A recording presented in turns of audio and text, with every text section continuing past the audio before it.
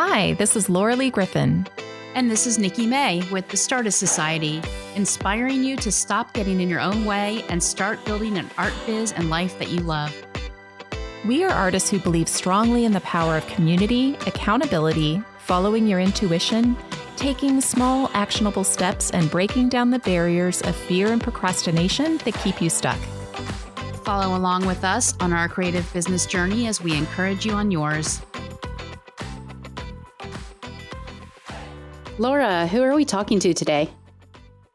Well, Nikki, I first met today's guest about 15 years ago when a friend invited me to take a fused glass class in his home studio in the crazy cool Kessler Park Conservation District in Dallas. After spending just a couple of hours with Larry Pyle in his studio, I was immediately a fan. He is one of the most talented, generous, open-hearted, and creative artists that I've met. And he loves bold color, form, and texture, and the art walls and glass panels throughout his entire home prove it. He loves exploring new techniques to take his art form to new levels, doing amazing things like weaving glass. And then he generously shares all of his knowledge from his experiments with others. You feel completely inspired after spending time with him, whether you are an absolute beginner or are attending one of his master workshops. Larry hosts amazing in-person and online classes. He's the founder of Lunch with a Glass Artist and Second Saturday Table Times virtual classes, and has created an incredible kiln-forming glass art community that spans the globe. But what we're most interested in talking to Larry about today is his Startist story as a self-professed serial creative and his prolific experience with art festivals. Over the last 20 years, Larry has displayed and sold his artwork in well over 150 of them, and is here to share all of his hard-earned experience and advice with you. Okay, we could go on and on gushing about Larry, but let's hear from the man himself. Larry, welcome to the Startist Society. Thank you, Laura and Nikki, for having me. I'm delighted to be here. We are thrilled to have you here. So, what we always like to start with is the Startist story, which is, how did you get started with your art? You know, you call yourself a serial creative. How did you get going? I think I've been creative all my life, Nikki and Laura. I have been a painter, a singer-songwriter. I did large format black and white photography. I was a furniture maker, a silversmith. So you're a slacker? I'm lazy, yeah. There's very few times when I've not been making or creating something, whether it was music or some kind of art. So glass has been my passion for 22 years, but gosh, for 40 years before that, or 30 years, figure out my age, do the math. Just I've always had the drive to make something. And right now, glass is it.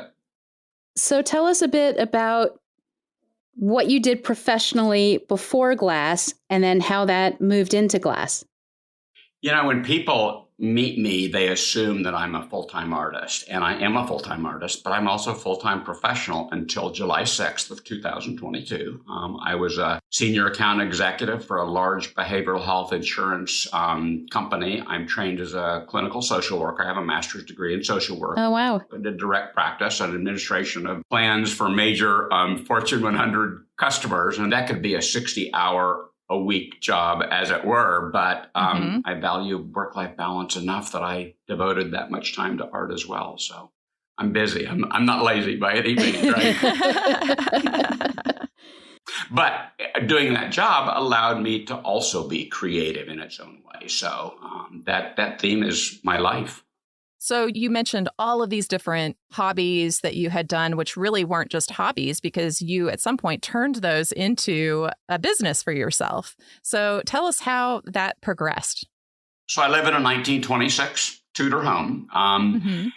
When I first started, I moved to the neighborhood in 2000, and I had this little dirt floor garage that was probably original to the house. And I was just starting to do stained glass and furniture making. A neighbor, Susie Moody, a fairly well-respected potter, and her friend were taking a walk, and they wandered up the driveway and said, "What are you doing?" And I showed them. And they said, "Well, why don't you come and, we have a little group in Oak Cliff that we do some art shows and do some art stuff. And why don't you come, maybe bring some pictures of what you do and meet with us?" Well, I didn't know I was being evaluated, right? So I put some pictures on a CD-ROM and did that. And that in May of 2003, so 2003, was my first art show. We only could do it on Saturday because we're in a church. We had to give 10% of our sales to the church. And so that was my first art show. I learned very quickly my prices were too low. You got to have a better display, lots of things that I learned. But I became part of that group and later led the group. And that was my first art show and my entree into really selling my work. Okay, so it was a church little art show that happened. And at the time, what type of products were you selling? I was doing a little bit of stained glass and a little bit of furniture. So I did both those. I have since ceased anything but glass. It just doesn't make sense to mix sawdust and kiln-form glass. I have 11 kilns, and having sawdust with 1,500 degree kilns just doesn't make any sense. So. No, that sounds like a bad combination. So when you did that first show, were you immediately hooked and was like, oh yeah, I got to do this? You know, I learned what I will tell you today. Doing shows is a lot of work. It's more than just the logistics. You're gonna schlep your work. You've got to create enough work. You've got to, do your display and all that stuff. You've got to man it, so it's physically tiring. Important to eat and drink and sleep, so you have some presence. But it's also emotionally exhausting. I think of an artist, particularly a beginning artist that hasn't developed thick skin like I have. You're putting your heart on the table. So everybody that walks by that table that doesn't stop and look and buy, they're sort of rejecting you. And so there's some cost to doing an art show. This is not for the faint of heart. Right. I've only done a handful of shows myself. I've done a couple of like holiday markets, and I've only done 2 real, art festivals, outdoor, weekend long. And it is hard work. Yeah. It is, Nikki. I actually, after Laura and I talked to prepare for this, I actually counted art shows. It's been about 250. Oh, wow. That's amazing. While having a full-time job. And doing 200 Zoom meetings since the pandemic. So, yeah, it's kept me busy. Do you sleep? I do sleep. I sleep very well, though.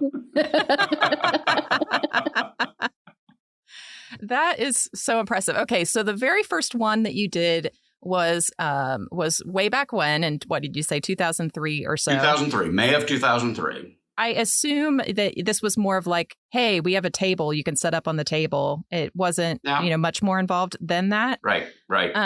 So I think that's a question a lot of people have is like, if I'm going to get started in art festivals, do I have to go out and buy a tent and, walls and all these things to display my art and shelves and, all those supplies sound really expensive. So how do you get started in this, and how do you develop what you need or decide what you need to go buy? Well, for me, Laura and Nikki, it's been an organic process. So I started with, simple tables. I built some really sort of cruddy wooden shelves that in retrospect were just so bad. But still, I bet it helps that you have that furniture background, so you could build some of the stuff yourself. I had that skill. Yeah. Well, but I broke so many rules. It was cluttered. You could see through it to the booths behind me. It just when somebody went in my booth, they were probably immediately either put off by the clutter or they saw everything behind me. And those are both obstacles to showing at an art festival. Do you have to start with a tent and panels? No, you don't, Laura. A lot of shows will rent their tents. It's not inexpensive, $100 to $300 for a weekend to rent a tent, but they put it up for you, which is good. And so you only have to populate that. I think having something that is clean and uncluttered and well lit is critical. You go to any art festival, you're going to see the classic pro panels, and a typical pro panel set up without any of the shelves or print bins or lights or any of that stuff is about $1,000 to $1,500, and you're going to double or triple that by the time you do shelves and lights. But I didn't start with that either. I've only had those for maybe the past 5 to 7 years. But boy, do they make a difference in your sales and your presentation. One of my important takeaways from shows is, we spend a lot of time making stuff. Whether you're a painter, a sculptor, a glass artist, you do stuff, you make pretty stuff, and you take pictures of that pretty stuff, and you focus on that pretty stuff. Well, when you go to an outdoor art show, your booth is another creation you've made. If you don't treat it that way, if you treat it like it's just a table, I'm going to slap this beautiful jewelry or pottery or paintings on, you're going to get bypassed. You're not going to be successful. So the importance of the display is really important. Do you need to go out and buy $10,000 worth of display stuff? You do not. But I advise that you think carefully about that as yet an extension or another piece of your art, your display, because that's critical to selling. Interesting. So if somebody is just getting started out, maybe they can start out in a show that just requires the table indoors somewhere type of thing. But then as you expand, you mentioned you can rent one sometimes from people, but you had mentioned $300, which also feels quite expensive when you're just starting out. But I would imagine, so I've only done, those 2 outdoor shows, and I wasn't going to invest in buying a tent for that. So the first year I actually shared space with another artist who had a tent. And then the second year I did it, I just borrowed a tent. So can I speak to that for a minute? Of course you can. I have a glass friend that her first show, she shared a booth with me. We did a show that allowed sharing, and we set up a little pop-up. It wasn't a nice festival tent, but it was a little pop-up. We used my panels, and we split the booth down the middle. She sold $1,500 worth of stuff on her first show. And so doing it with an experienced person has some benefit if you can find some that'll do that. Now, a lot of shows don't allow sharing. They want the sole artist to be there. But if you have a friend you could borrow from, because the point I'm trying to make is I did those 2 outdoor shows, and although it was fun and I sold well, I realized this is not the life that I want. I don't see myself doing it long term. So I'm glad that I didn't invest in the equipment, the tent and everything up front. So try it out maybe before you do the investment, or rent it before you do the investment, because some people love it, some people don't. This is not for everybody, for sure. Because I'm lazy. And to find a show that allows you to share, maybe on your first shows, you should be seeking that out when you're looking. There are lots of church shows, school shows, community event shows, private organizations. Typically, the big Zapplication juried shows are not going to allow you to share. Now, let me insert a plug in here right now for my local festival in Paducah, Kentucky, the Lowertown Art and Music Festival. That's the one that I did. It's a fundraiser for the art center I'm on a board of, and they do allow sharing. Well, there you go. There we go. Sponsored by the Lowertown Arts and Music Festival. So we talked a little bit about the idea of sharing and the cost of a booth, and you might want to get some rudimentary things set up when you first display your work. But not every show you can just show up at, right? So how did that work? You did your first show and you decided, hey, I want to try some more of these. Were they juried shows? Did you stick with a certain type of show for a while? And then how do people apply for those? And how do you find out about them? Yeah. How do you even find what shows you want to apply to? I think, once again, it's an organic process. I started with a little show. Maybe a person or two saw me. They put on another little show. And eventually word gets out. You're submitting applications and sending checks to various entities. I don't know how I did my first juried art show. It was Art Fest in Dallas. Laura, you'll be familiar with that. It ran for probably 10 years before it stopped. The show stopped. Right. But that was my first jury. I didn't realize the importance of the pictures and the importance of the booth shot. We did the best we could. And if you'll think about the high level art festivals, that's not a very high level one. But gosh, for me, it was. And by the time you start getting word out, I probably get 5 or 6 or 7 invites a week to non-Zapplication shows. I'm also on lots of mailing lists, Art Fair Insider and DFW Art and the Z application shows. So I think there's lots of those that you'll build up. The other thing I want to tell, and I'd love to tell a story, because this is how I think about art, about classes, and about shows. So this guy wanted to start a little group, right? And he was going to be a discussion group about some topic that doesn't matter. So he invited a bunch of people, and he made this big old pan of lasagna, right? Well, the time came and went, and nobody showed up. So instead of giving up, he set the next meeting and made another pan of lasagna. By the way, we know what he ate for weeks, right? Anyway. I can think of worse things to be stuck with. Yeah, really. So he announced another, and sure enough, the next time, one person showed up. So they had a little bit of lasagna, and he ate lasagna for a week again. But he continued doing, he persevered, and 6 months or 9 months or a year later, he finally had a full group. It was a robust group. Expectations were drawn. And so he considered it a success. And I think that's a lot about classes and art festivals. For art festivals, I think, we look at a show and we'll ask an artist, I'll ask an artist, what shows do you think that are good? And at the beginning, people would say, oh, this show's good, or that show. And I quickly learned you've got to get them to define what is a good show. Oh, yeah. So how well did you do? She goes, I made my booth fee. I'm not here to make a booth fee. That's a loss of my time and my work and my energy. And so that's not a good show. So get them to define that as much as they can. But for your first one, it might be. It might It's a start. It's a start. Sure. You didn't lose money. Right. You didn't lose money. And then I think of any show that I'm going to start at. So I get recommendations, talk to people who have done it. Maybe I even walk it. If it's a big expenditure, I may walk it the year before I do it. That's a good idea. And then I want to do a show at least 3 times. I think of people, you're there the first time at a show, and there's people, if this is an established show, and that's one of the secrets of picking good art shows, you want something that reasonably established. The first time show, it's a real risk. And I've done some of them, and sometimes they're worth it, sometimes not. But the first time you're in an established show, the patrons are surprised to see you.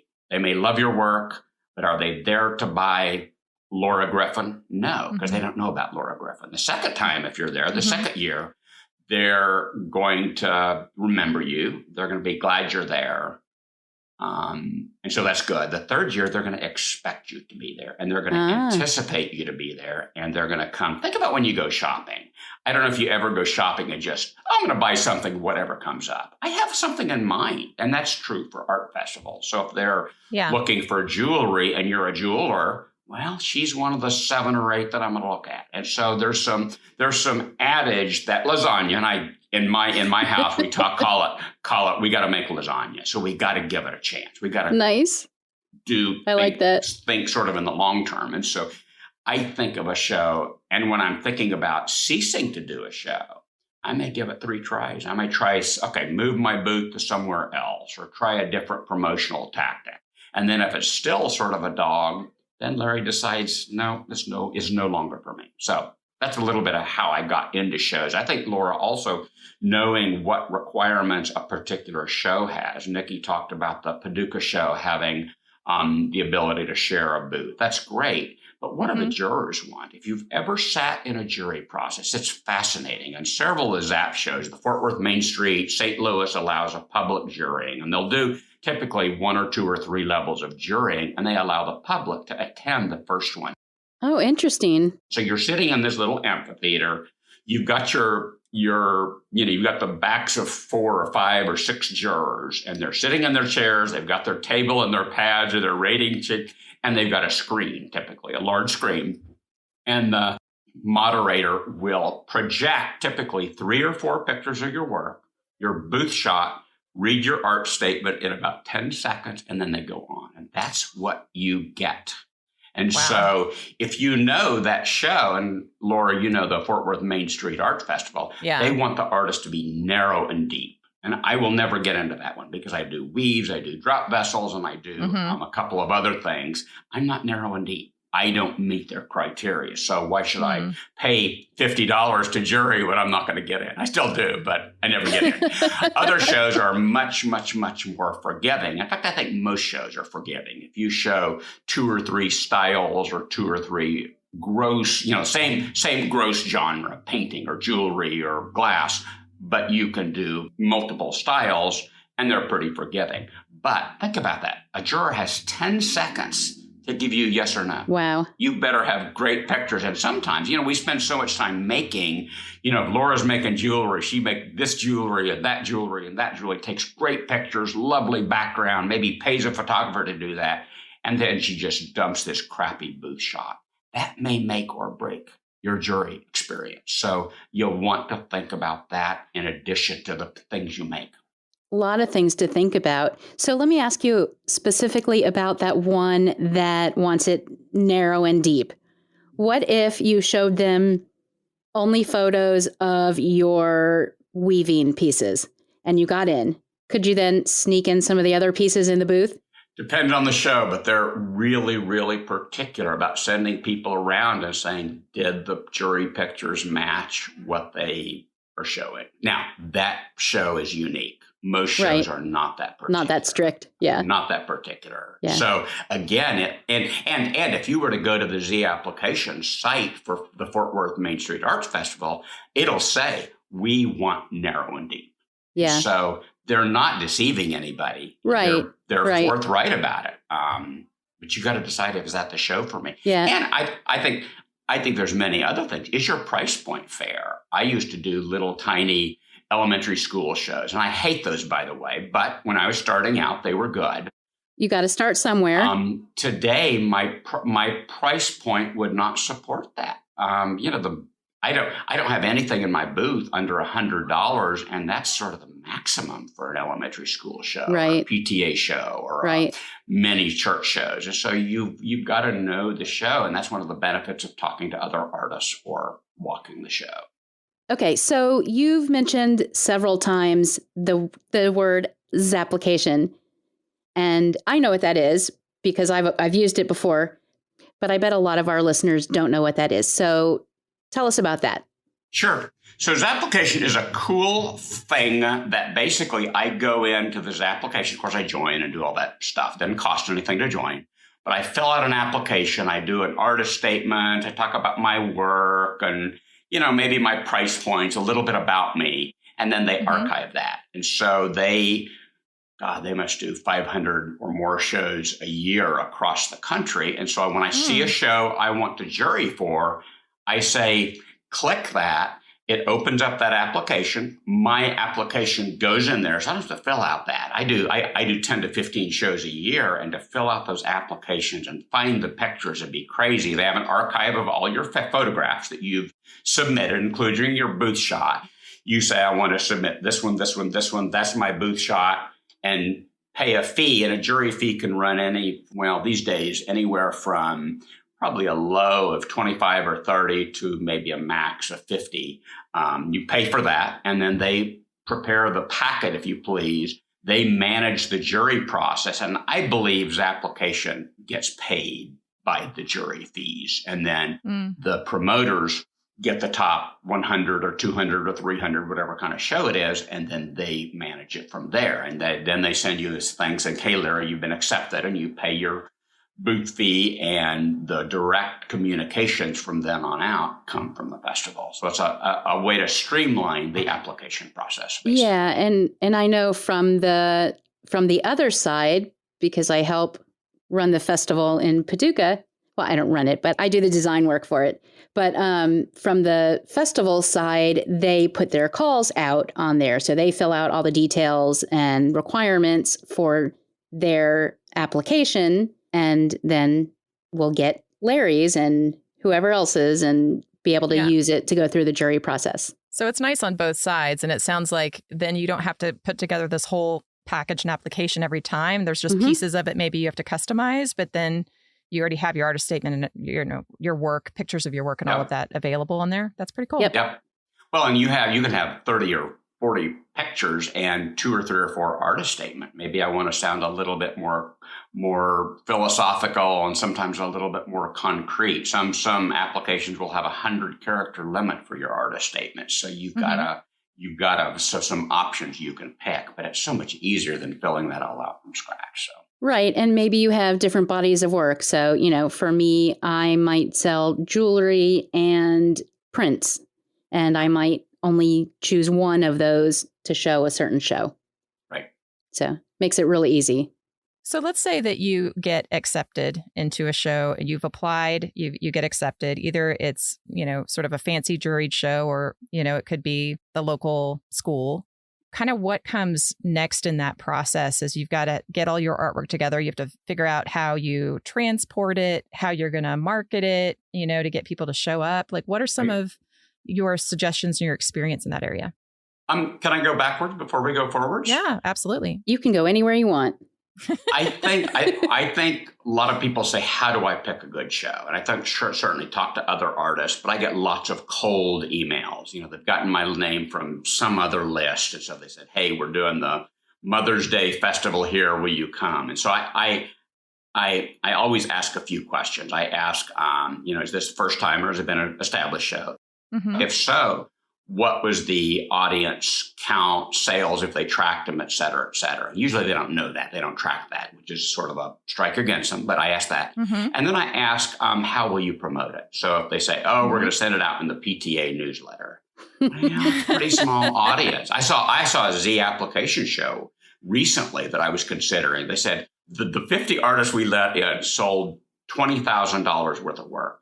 Well, do the math. That's $400 per artist. Mm-mm. Either they missed, I think it was a typo. There's no way they would advertise left out that, a zero. But they left out a zero. Hopefully for them. But think about that. Even 50 artists, that's $4,000 a piece. That's an okay at the bottom end of okay show. It's not a great show. Because think about it. I'm going to have to travel. I'm going to have a motel and traffic expenses, gasoline. I'm going to have to pay for my meals, and then there's the $400 to $500 to $600 booth fee, and then there's just getting all the work ready. That's the hardest part for us. Well, it's also the most joyous part, but you got to have enough work that you have enough to sell. People often joke to me, I wish you the best of luck at that show. I hope you sell out. Well, think about it. If I ever sold out of a show, I would be kicking myself all the way home because I didn't bring enough work. You didn't make enough work. I never want to sell out because that means I didn't make enough. Or it means you didn't price your work right. Correct. So I think knowing how to evaluate shows. So how is it promoted? What does the attendance look like?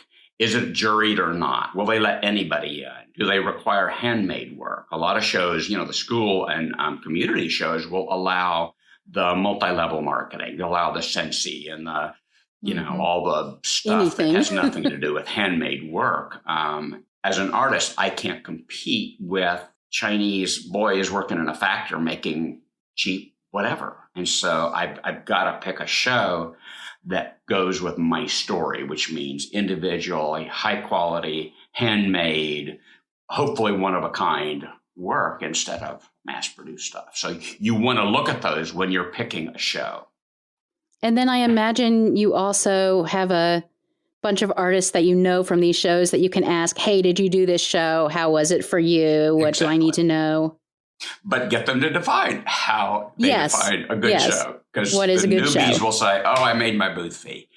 I don't do shows to make a booth fee. I need to make my profit and my travel and my time and all that stuff, or else I could stay in the studio and teach a class and make some money.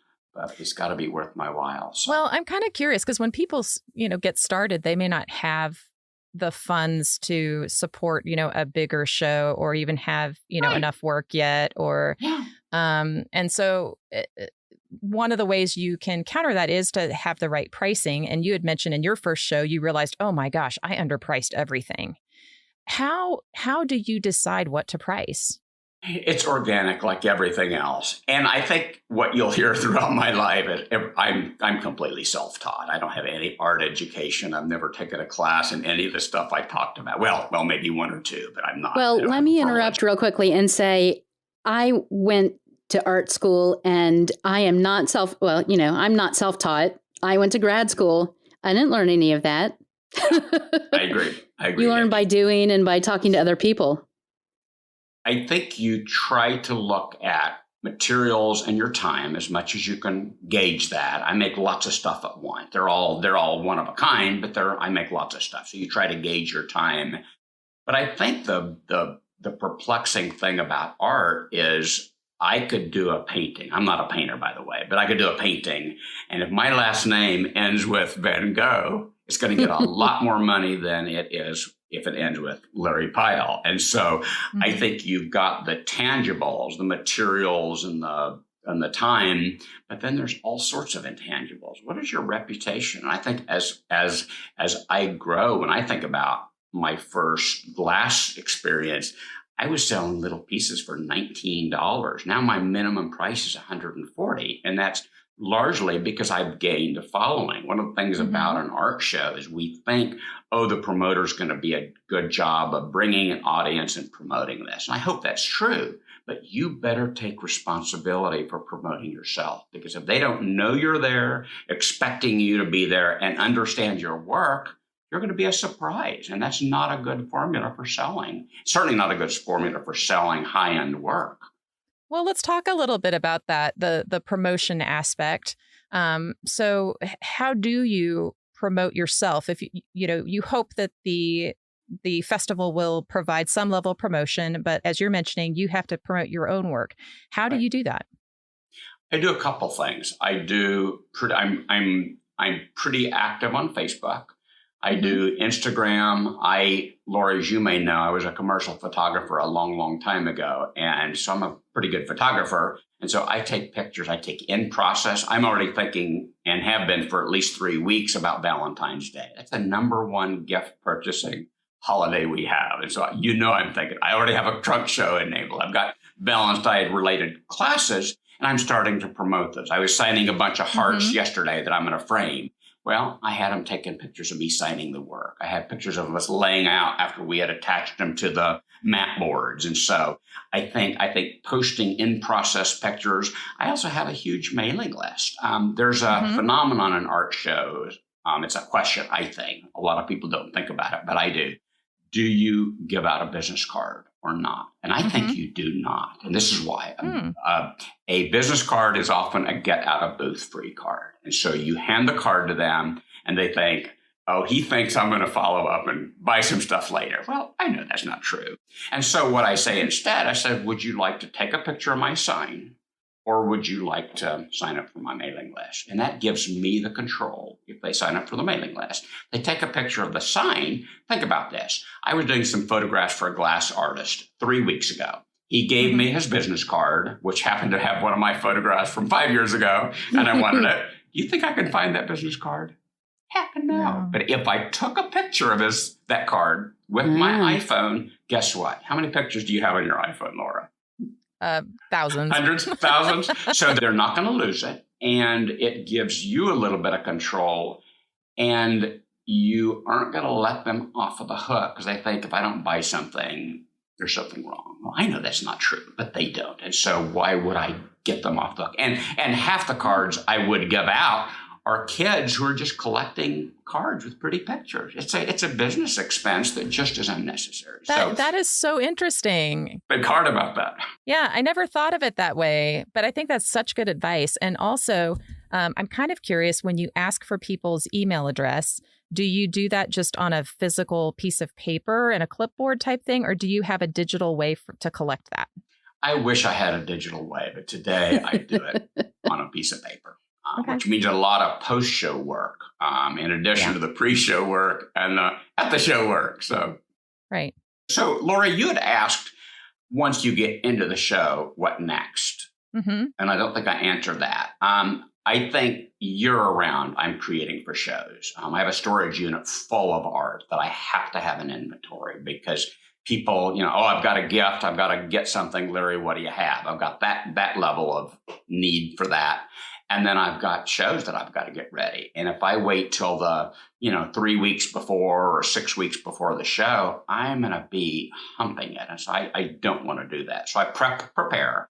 I think the other thing that we haven't talked about, and I've listened to your podcast, a number of them, and you guys really talk about being creative and doing high quality work and, how do you differentiate yourself from others? And I think that's part of it. If you're at a show and your work looks like every other glass artist or every other jeweler or other painter, you don't belong there. It's not going to be good for you. So what is it about your work that's different from everybody else? If you don't have an answer for that, you don't belong doing art shows. Get back in the studio. At least you don't belong doing high-end. And a jury, you know that the jurors are jewelers and potters and painters. And so if you do something that is poorly executed or that everybody and their brother are doing, it's going to work against you. So how good is your work? How unique is your work? How well is it presented? And then I think you start thinking about, how am I going to display that? For me, that's uncluttered, well lit, and well organized. If you walk into a booth and it's a bunch of tables and there's just pots or pieces of glass or paintings or jewelry just spread out on the table, it looks like a garage sale. What happens? What was it like the last time you walked into a gallery that was impressive? It's one level of paintings. They're sparse. It's clean. It's well lit. And there's not a lot of clutter. It doesn't feel like a garage sale. And so I think thinking about your display and planning for that, and then the logistics, the schlepping. I think if it's your first show, set up the whole darn booth and the display in your driveway, because you're going to want to have some experience doing that before showing up on a Friday afternoon where you've got 3 hours to set up. So you want to have practiced your setup. You've got a good setup. You've got good work. And then I think you better eat and drink, get a good night's sleep, take care of your body. Because once you're in that booth, you've got to be present. You can't be reading your iPhone or reading a book or distracted. You can't be absent. And so you want to be present. And if you believe in that energy, and I sure do, you want to give off good energy, because people won't stay in your booth if you're given anger or exhaustion or resentment vibes. And so you want to be prepared in that way. That's one of the arguments for having a partner or a friend or a spouse that does the art show with you, because they can help with some of that. Because as Nikki said, doing it by yourself is no game for the thin-skinned. I want to ask you a little bit more about being present with shoppers. So I always observe people and wonder myself when I go in a booth. It's like some people will practically ignore you. Some people will attack you with the hard sell. How do you handle that? How do you approach people who come in? Sure. I greet everybody that comes in the booth or even stands in the aisle and looks in. I'll say, come on in, I don't bite, or something non-threatening. They come in, I'll say hi. If they look at anything, and they invariably do, I said, if you'd like to know more about that, I'd be glad to talk to you. And then I back off and leave them alone. Now, I'm an introvert. I'm not a people person normally. And so, that's pretty easy for me. But I don't want to pressure or hard sell. But I want to make available information. And if there's something about them that I can comment, maybe their outfit, maybe their hat, maybe the color of their clothing, something that I can relate to, then I make a comment to make a personal connection. Also, if two people come in your booth, this is really important. Nobody knows this. Okay. So there's one person that's interested. There's one person that's less interested, right? You've seen it 1,000 times. If you don't engage with the person that's not interested, they're going to leave and their friend's going to go with them. So you have to engage with that person that's less interested. So you keep them in the booth so they can look at your work. Because that's what you're there for, to show them the work. They may not buy today. They may buy in a year or 2 years or 3 years, but you're there to plant a seed. That's great advice. And I think I like the way you handle it. It's a balance. It's not totally hands-off, but it's not overbearing either. Yeah. I have a bio with lots of humor in it. I also believe that you should have prices on everything. Do not ever make a customer ask you how much it is. I have a story. I was at the Cottonwood Art Festival as a patron. There's a sculptor, a bronze sculptor, was doing these lovely little lost wax bronzes, and they were so cute. I really wanted one. Nothing had price. Do you think I asked him? I walked on. Nope, people aren't going to do that. Yeah, I mean, and you're an artist who knows about things. Most of the general public would be too intimidated. All right, so let's talk more about what life's like at the show itself. Things like weather. How does that affect, I know that one time it was so windy, everything blew on the ground and everybody had to pick everything up. Yeah, and if you're a glass artist, how the heck do you do wind? And I'm a glass artist. Amen, Laura. My stuff was a mess, but nothing got broken. So what do you do if the weather's bad? I have so many stories I want to tell you. So, Laura, you know Texas weather, right? Yes. We don't get much cold weather. Arboretum, probably 8 years ago, the Dallas Arboretum is a major fixture in Dallas. They have a great art show. It's probably my favorite of all times. I do it every year. I just got my acceptance for 2023, so come see me. Anyway, they accepted me. We set up Friday night. It was torrential rain. Thankfully, the rain started after I'd set up. And I had a festival tent, which is a heavy duty. It's a $2,000 tent, but it's really heavy duty. It's spacious. Wow. It's lovely. It's really strong. And so they aborted Friday night. And Saturday, we got up. And this is in April of whenever it was, 2013, 2012, whatever it was, Laura. We show up and there's 8 inches of snow on the ground. In April in Dallas, Texas. In Dallas? There was so much snow on the roof of my tent that the poles, it actually bent and ruined the 4 poles that held up my tent. So that's the extreme. I love... On my website, if you'll see about shows, you'll find a picture of that snow covered. And of course, everybody's booth, they cancel the whole show. And of course, you don't get your money back when they cancel a show. Wow. But inclement weather is huge. So you have to prepare for that. Lots of shows will emphasize over and over and over the need to weigh your tent down. You definitely want to think about any jiggling. You want secure ways to attach your paintings to walls. And there's lots of systems to do that. I typically weigh each leg with about 80 pounds of weight down. Wow. So you definitely want to keep about safety. What about your particular work set up in your booth? It's all perfect. And all of a sudden, here comes a big wind. How are your things secured? I mean, yours are very breakable. I imagine some hang on the wall, some sit on a shelf or a table. How do you protect those? How do you secure them? I think you'll be surprised. My tent weighs a lot. I've got 80, 160, 320 pounds on 4 legs. My pro panels tie into the tent, so they're all one structure. I typically double hang all of the pieces that are hung, and most of my work is framed fairly large format work. And so I'll double hang that. And when there's a high wind, if I've done my job right, you're not going to see much movement. You're going to be surprised. The little drop vessel vases, there's no way to attach those. They're on pedestals. So I use museum gel. If you know about that, it's a little stuff you buy it on Amazon for your average lifetime supply will be that $10. I use that about every 2 years, but a little pea of that under the drop vessel, and you pick it up and the pedestal or the little piece of glass it's sitting on comes with it. So it really is impervious to wind. Okay. I don't get any wind damage. It's just rare. And all of my work, because you're putting it in a matte black lacquer frame that's really susceptible to cracking and chipping and scratching, every one of my pieces goes to the show in a foam box. So it's protected. And the customer who's about to spend, they're going to spend $1,200 on a piece. They wonder, how am I going to get this darn thing home? Well, if you've got this protected 6-side foam box to give them with the work, you've removed one of the biggest obstacles to buying an expensive piece of art. So you want to protect your work. Okay, so I have another question.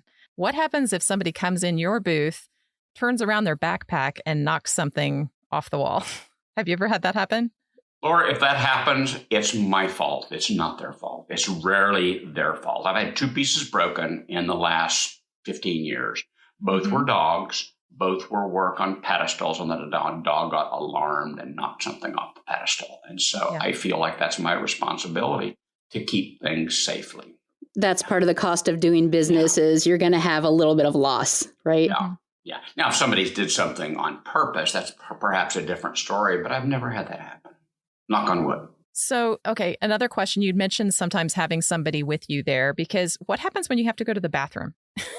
Most of the shows have booth sitters, and they'll either have a cell phone or you'll have a little orange tag, or you try to capture a volunteer. But those folks are going around at the really good shows. They're bringing around bottles of water. They're bringing fruit. They're bringing, crackers and snacks. Do they bring you bourbon? But never bourbon. Oh, man. Never bourbon. But, if I come to Paducah, I'll bring some bourbon. If I hosted a show. There you go. Just work it into the show fee. And those people are also more than willing. Typically, they offer, can I watch your booth while you go to the bathroom? And so that's the way to do it. The other thing is other artists around, we know the score. When I have to pee, right? I don't wait for 20 minutes for the booth sitter to come by. So I'll have somebody to watch. Yeah, whoever's next to you, just keep an eye on my, Because you're going to do the same thing, aren't you? So, absolutely. We're a community. We're a community of people. And speaking of keeping an eye on stuff, what do you do if it's a multi-day show overnight? You leave everything set up? Do you pack things up? I leave everything set up. When I was a silversmith, I would take this valuable precious metal stuff, which is pretty easy to break down. The stuff that's easy for someone to walk away with. Well, think about the ROI. It's easy to get, and it's got high value. So that's the stuff they're going to go for. I've never had anything damaged. Most decent shows have security. Mm-hmm. I'm not convinced that's very good security, but they have a security guard or two walking around. They're often fenced off. Now, if it's high inclement weather, Nikki and Laura, I will take the big hanging pieces down, put them in the foam boxes, the little drop vessels or something that's really fragile for impact. I may take it up and put it on the shelf, but I'm not going to pack it away. In a typical booth, I might have 40 pieces out. And, as it is, I'm going to spend an hour setting up on the Sunday morning. I don't want to do 2 hours or 3 hours. That's just too much. So I don't take my work down. Other people do, but I've been lucky or skillful at making my work protected, but I don't take it down. And do you bring your own lunch with you? How do you deal with the food situation? Great. I think it's wise to bring yourself a little cooler with snacks, because this is lots of energy. Doing lunch in an 8-hour show is not enough food. So I bring plenty of water. Because the other thing is, what's the health factor of festival food? It's not pretty, and it's going to be expensive. So if you can bring, hummus and carrots and crackers and cheese and little stuff to snack on throughout the show, you're money ahead. And that's not just about money. It's about health and keeping an energy level up. Yeah. A lot of shows will include a free lunch on Saturday, and that's included in the show fee. You fill out a little form. Do I want vegetarian or, chicken or roast beef? And they bring you a meal with lunch. But those are, I'd say only 50% of the shows do that. Other shows will have restaurants that come by and say, we have a food truck over here. Do you want us to bring you tacos or whatever the offerings are in your booth? And you can pay that. But again, what's the health factor and what's the expense? Yeah, I know that. I don't know if this is a normal thing, but our festival in Paducah, we always have a hospitality room set up somewhere, and it's either in somebody's studio because it's in an arts district, or somebody's business, and it will have breakfast and snacks throughout the day. Yeah. And obviously it's a mix of healthy and unhealthy snacks, but that's always a nice thing. Yeah. Most shows, including the Paducah, Kentucky show, do have some kind of hospitality booth. But as Laura has intimated, how do you get there? You got to have some coverage somehow. Someone's going to watch your booth while you go do that. So yes, of course. And I'm really there to sell and connect with other artists and other patrons. And that's sort of exciting for me. Even though I'm an introvert, I love that part of it. So seeing people's reactions to new work, or letting them feel a lovely sandblasted, soft glass piece, or ask the question, how do you weave glass? Is that possible? Do you do it while it's hot? All these questions they ask. That gives me a thrill. Yeah. Part of my mission on life is to share about that. And it's why I love to teach. And I think it's why I like to do shows. Nice. So let's talk a little bit about the money aspect of shows. How do you take payments when you're at a show? I do Square.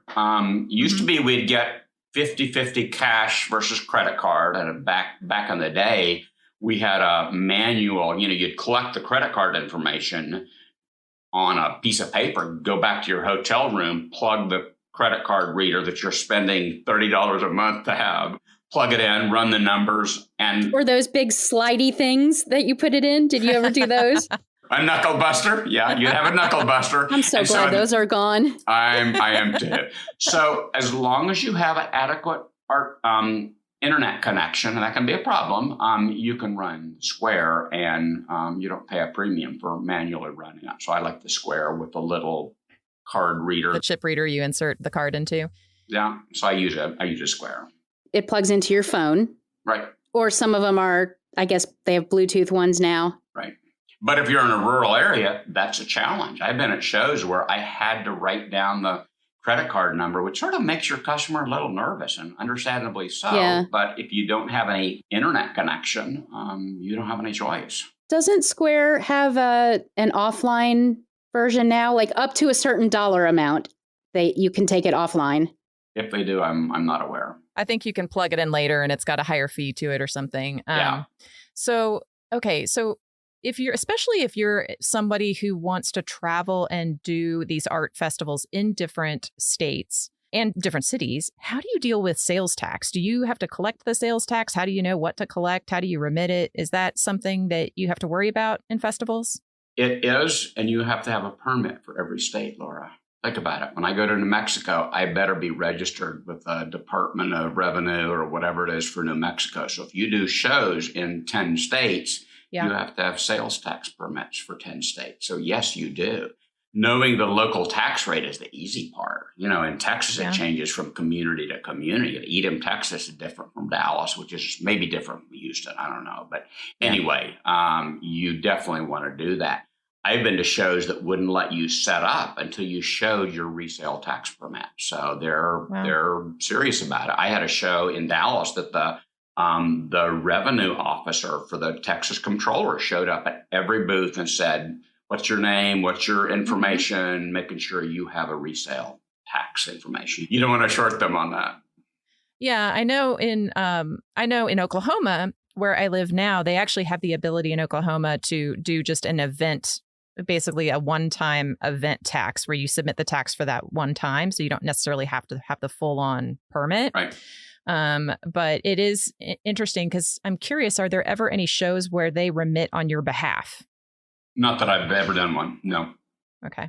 Good to know. And I really don't want them to do that because I don't want them managing my money. It's none of their business how much money I make. Let me do that. That might happen at like an event more than an art festival, like the affordable art show that I just put on for the Art Center in Paducah did it that way. They collected the payments. Sure. So they paid the taxes and then give the artist their commission. That's fair enough. I wouldn't be terribly opposed to somebody doing that because it certainly is a less hassle, but also feels a little invasive to me. Okay, I have another question for you. We have so many great questions, and I know we're going to have to we're going to have to wind this down in a little bit. But Larry, how do you get the best spot at an art market? Because when I go to an art festival, and I've been sometimes where I've been trying to find someone and I couldn't find them, and come to find out, oh yeah, we were there, we were just in the back corner. So when you're getting started with art festivals, how does it work? How do you get assigned a spot, or do you pay for a spot, or can you choose a spot? How does that work?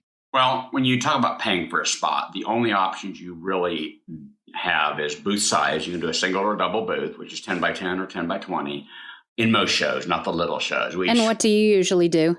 I usually do a 10 by 10. I've done a 10 by 20 a couple of times. Okay. And the other thing, if you have enough display and enough work, go planning for somebody not to show up. If somebody next to you doesn't show up, you just got a free 10 by 20 booth. Ah. Or a 10 by 15 because your next door neighbor is going to do the same thing. Nice. And so go prepared to be or at least to put your work on your outside walls so that you get more real estate. So I think those, and then an end cap booth. And I chose an end cap booth for a show I just got accepted in, and it's $50 more. So instead of $450, it's $500 or whatever it is. Probably worth it. So that gives you some choice.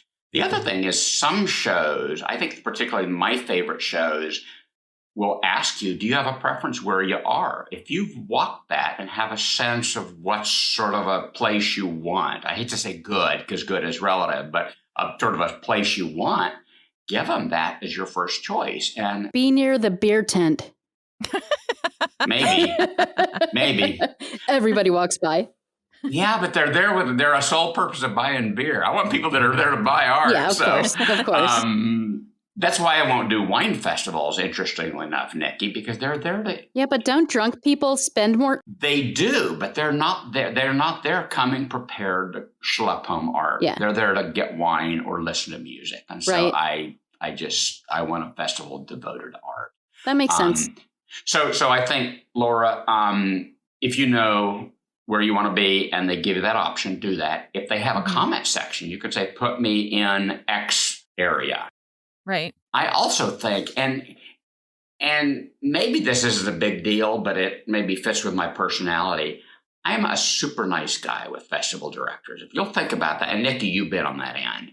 You've got 100 or 300 artists. You have food vendors and all sorts of distractions. If you're a jerk of an artist, you didn't get the spot you wanted, or there's 2 inches of less space, whatever.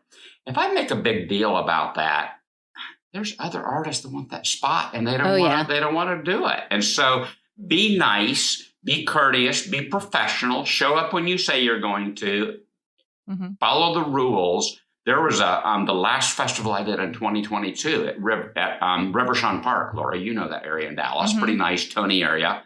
I showed up and really nice to the festival director. I'd made some comments. I agreed to do some of the promo that got published in terms of publicizing the show, which helps him, but it helps me too. Because guess who comes looking for me? Because they heard me. Right. Understand you're a glass artist. I'm going to go looking for you. So if you are ever offered an opportunity to do TV spots or radio or newspaper, or even talk to the local school. I did that for Cottonwood Art Festival, and I probably got 5 sales out of the parents of those art students. So use those as opportunities, not only to promote the show, but promote yourself.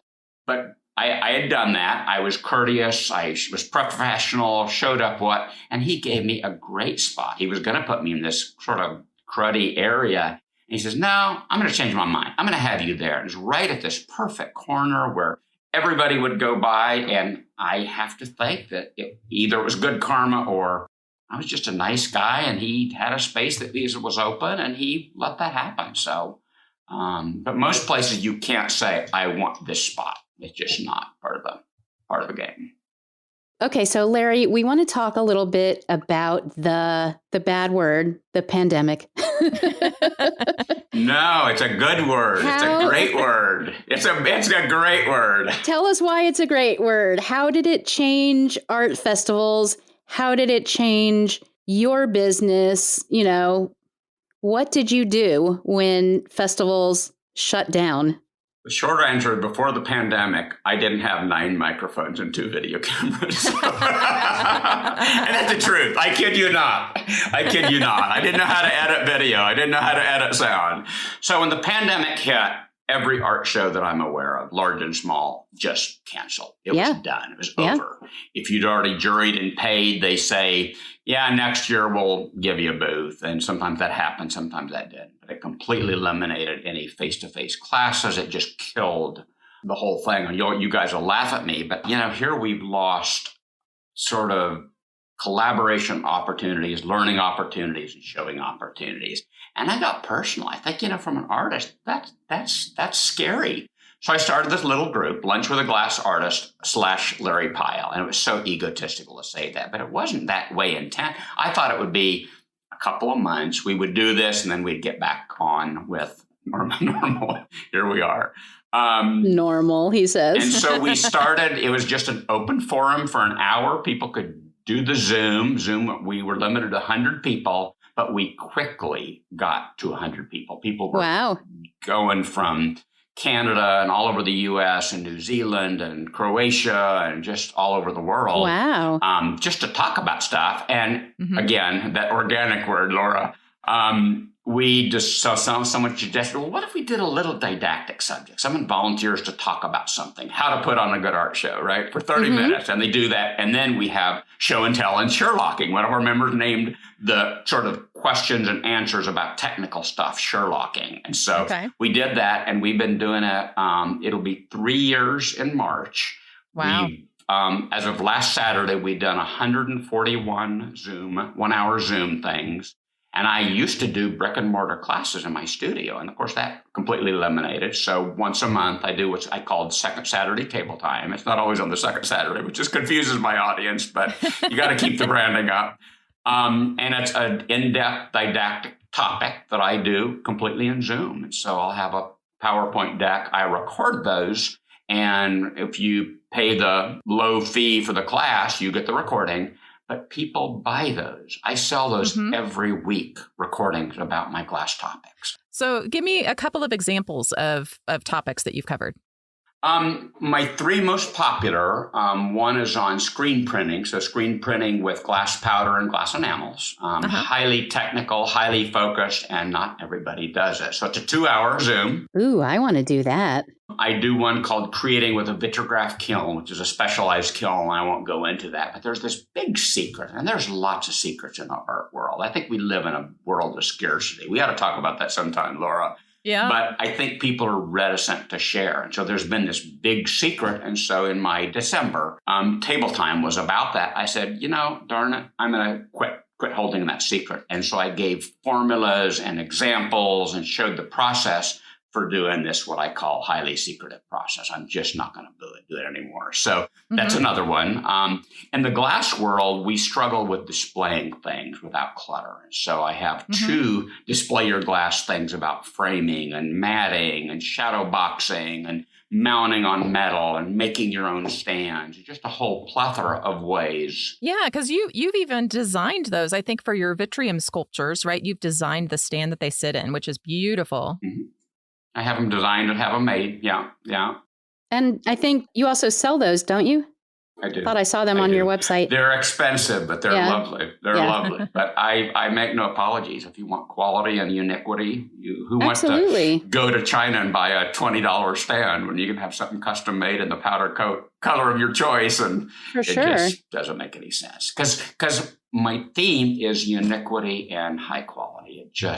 If it doesn't have that, I'm not interested. So, Laura, did I answer your question about the pandemic? So the pandemic, all shows stopped as of probably after April of 2020. There were no more shows until maybe spring of 2021. Even those were few and far between. And what happened, I saw a number of folks, maybe it was 2022 before they really got going. But there was a situation that I will explain. I don't have any facts for this, but I think that people stayed at home. They didn't eat out. They didn't go on vacation. So they had money to burn. And so the first few art festivals I did where people were there to be seen and buy stuff, sales were really, really, really good. That's gone down a little, but I think it changed our priorities. They'd been in their empty houses staring at their empty walls for 2 years. Yeah, or the same old stuff, which is the same thing, right? So I think from my perspective, Laura, I don't think I'll ever go back. I'm starting to do more face-to-face classes and all that stuff. But Lawaga and the Second Saturday Table Time, I get asked every Saturday, are we going to continue this, or at some point, since the pandemic is over, or so we thought, will we nix this? This group, actually, it's a completely unpaid group, right? They fund the $700 subscription that allows us to exceed 100 participants. So that's how invested these people are to keeping this thing going, because these people are rural areas or foreign countries where they don't have resources. We are a resource. So it's super exciting. And it's accidental. I would disassociate my name with it if I could, because that seems egotistical, but it is what it is. I thought it was for 3 months when I established it. So anyway. So how are you marketing these classes and Zoom events that you're doing? So all I do for the LaWaga, the Lunch with a Glass Artist, is I announce on 5 or 6 Facebook pages, hey, we're going to meet again on Saturday from noon to 1 Central Standard Time. And the topic is last week, it was making lanterns, taking the little IKEA lanterns and making panels for them. So I announce the topic and I say the time and I put the Zoom link. It doesn't have a password because if you click it just takes you right into the Zoom. And I do that. I have a mailing list of people who have asked to be on the mailing list. I send that out on Friday. So Friday afternoon, I'll post 5 Facebook posts and a single email to people who have asked, and the rest is up to them. And we have everything from 45 to 125 people each time. So. Wow. But when you first started this, when the festivals shut down and it was new and nobody knew what it was, what did you do to get the word out? Anything different, or just same thing? Share it with your email list and post it on Facebook? Same thing. Well, and once anybody attends one of these things, they're going to want to attend them all because, Larry, you're awesome. Well, thank you. Thank you. And we release we record and put the all the Zoom recordings up on I use Vimeo as my platform. They're all free and people can download them or watch them. And there's now about 130 of those. Nice. Now, so you could go and literally get 130 hours of free glass instruction by that. So they're great. So we would love to link to where our listeners can get access to those. So where can our listeners connect with you online? They can email me, Larry at Larry Pyle Glass. My website is larrypyleglass.com. I have a Facebook page, an Instagram page, all with the same moniker. Larry Pyle Glass on all of them? You know, I think my Facebook page is just Larry Pyle. I need to look at that and reevaluate. But yeah, I did a huge name change a year ago, Nikki, and I'm still covering little places. Yeah. Oh, I understand. I think we've all done that. Yeah. Well, Larry, we just want to thank you so much for coming on the show today and just sharing all of your knowledge so generously. And we know that people will get so much out of this, especially people who are interested in getting started with art festivals. It's been a pleasure, Laura, Nikki. Thank you. Yeah, thank you so much for being here with us. To learn more about Larry and read today's show notes, go to startistsociety.com/Larry Pyle Glass. And Pyle is Pile. If you've enjoyed today's episode, we'd love for you to share it with a friend. Sharing helps us reach more Startists like you and keeps us inspired to create new episodes. Thanks for listening, and we'll see you next time.